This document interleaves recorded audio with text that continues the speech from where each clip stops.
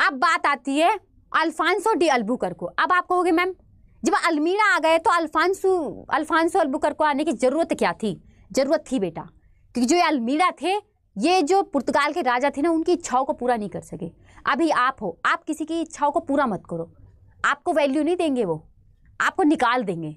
तो वही सेम कि जब अल्मीरा उनकी इच्छाओं को पूरा नहीं कर सका तो उन्होंने अल्बुकर्क को भेजा कि तुम जाओ, तुम अपना भारतीयों पर दबदबा जमाओ। अब ये आते हैं, आप समझते हैं, जो दूसरे गवर्नर और संस्थापक थे, मेन जो भारत में जिसने अपनी वास्तविक सत्ता स्थापित की, वो हमारे अल्बुकर्क ही थे।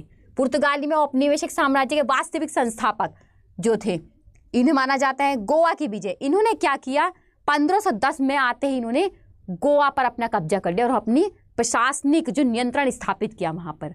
अब इन्हें जानते, इन्हें जो जाना जाता है एक चीज के लिए और जाना जाता है कि इन्होंने हिंद महासागर में अपनी पकड़ ना बनाकर इन्होंने क्या किया, जो भारत की राजनीतिक चीजों में हस्तक्षेप करना शुरू कर दिया।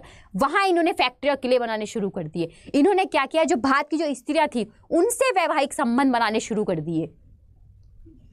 शक्ति का विस्तार, अल्मीरा के विपरीत अल्बुकर्क ने क्षेत्रीय विस्तार और विजय पर ध्यान केंद्रित किया और जो भारतीय स्त्रियों के साथ इन्होंने वैवाहिक संबंध बनाने शुरू कर दिए। या आप पढ़ सकते हो, मिश्रित विवाह को प्रोत्साहित किया, भारतीय स्त्रियों के साथ विवाह शुरू कर दिए।